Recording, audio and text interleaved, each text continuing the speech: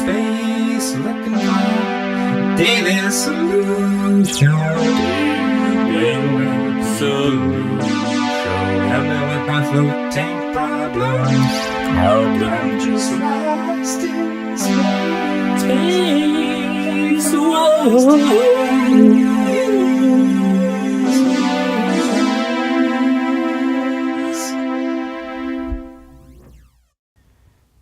All right, hey everyone, it's Graham. And it's Ashkan. And today's question is, how do you address customers who are worried about being claustrophobic in the float tanks? That is, like, it comes up all the time. Yeah, as I was going to say, it is probably one of the single most common questions that you're going to get as a float tank center owner when you start explaining this, and people are like, oh, that sounds great. I hate small spaces, though, so probably not for me. I feel like 1% of the population is claustrophobia or something like that, and then you bring up float tanks, and it's like 1 out of 3 people. I didn't realize like all of a sudden, 1/3 of like everyone on the planet Earth is claustrophobic. Like diagnosed with serious levels of claustrophobia. I guess we don't just go around announcing our most common fears, because then people can take advantage of you. Yeah. What? Spider hawks. Okay, all right. That's I'm really frightened that those two will merge. So when someone brings up claustrophobia, I have my answer. What's yours?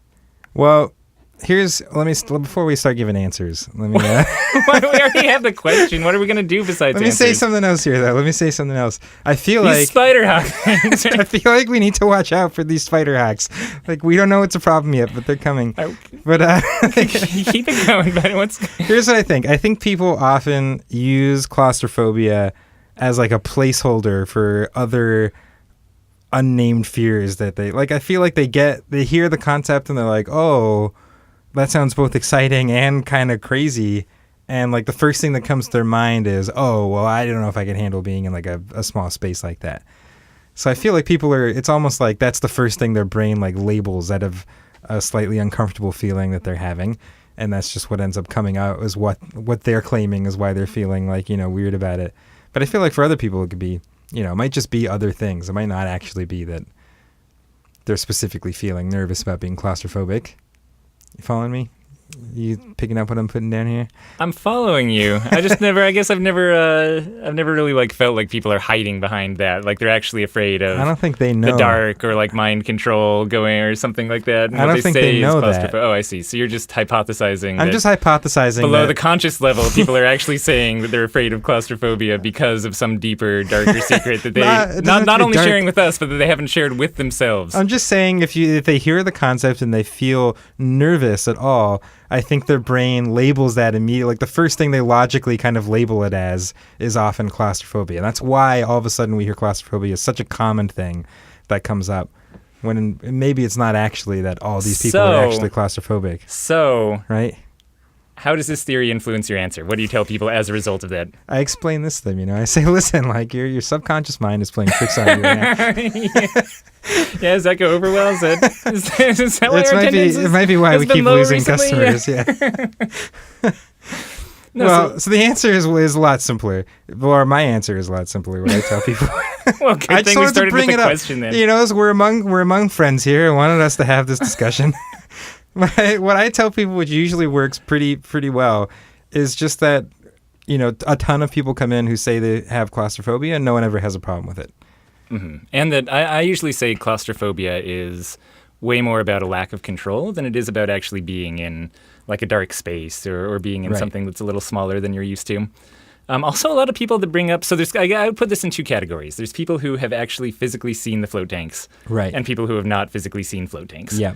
And so if people say, oh, I'd be claustrophobic, taking them in and showing them the actual size of the float tank, even the smallest ones that are on the market, people are often shocked at how large they are. Like I actually do think they picture something that's coffin size, like fits you head to toe. You can't even really extend your arms outward to the sides at all.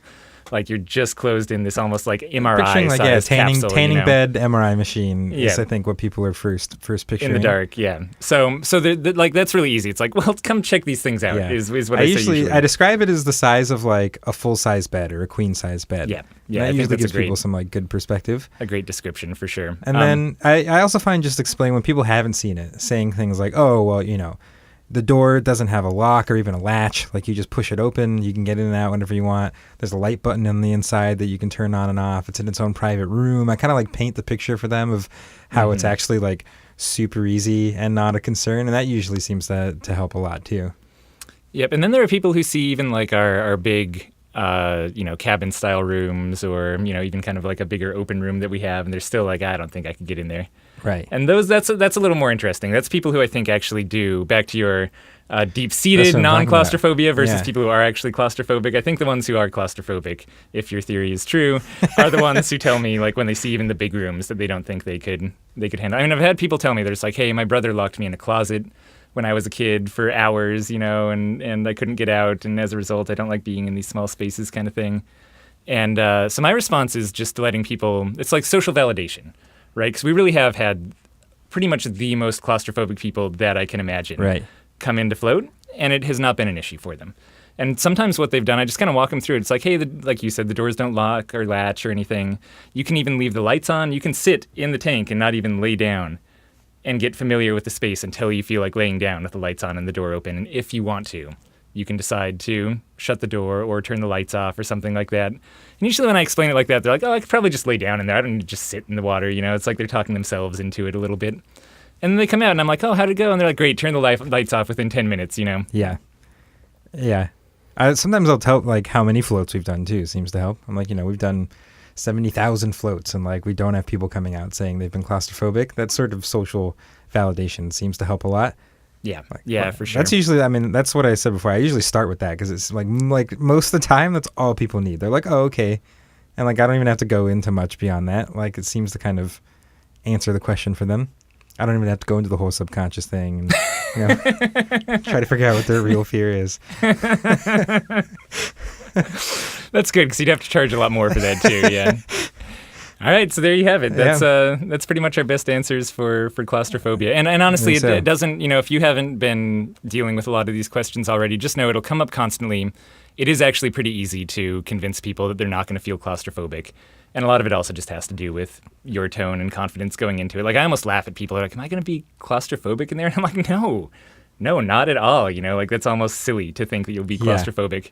Another thing they say is the float tanks are basically machines made to, like, relax you and make you feel calm. So it's, like, a very difficult place to, like, freak out in or anything like that. So that seems to help people too. And another thing that I'll say is that being in the float tank feels a lot more once you're in there, like being in a vast open expanse than it does like you're actually closed into a box. Like once you're actually in there, the walls kind of disappear, and it's a lot more like floating in outer space is sometimes one of my lines. And something I'll say sometimes is you need to delve deeper and find out. Look inward before you ask me. Sit down on the couch for a minute.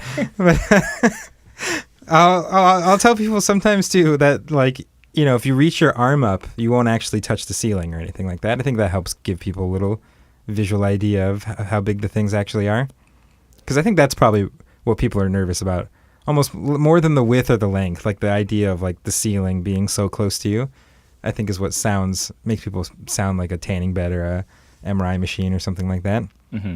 And I'll also mention only about 20 people die in our float tanks a year.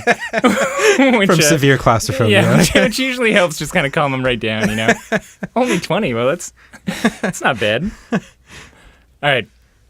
Okay, yeah. Good? You feel good about this episode? I think we pretty thoroughly covered that one. All right, if you guys have other questions that you want us to answer, you can hop over to floatanksolutions.com/podcast, and we will answer them just like we did this. Which is to say, incredibly thoroughly and more in depth than you probably even had planned. All right, bye. Cheers.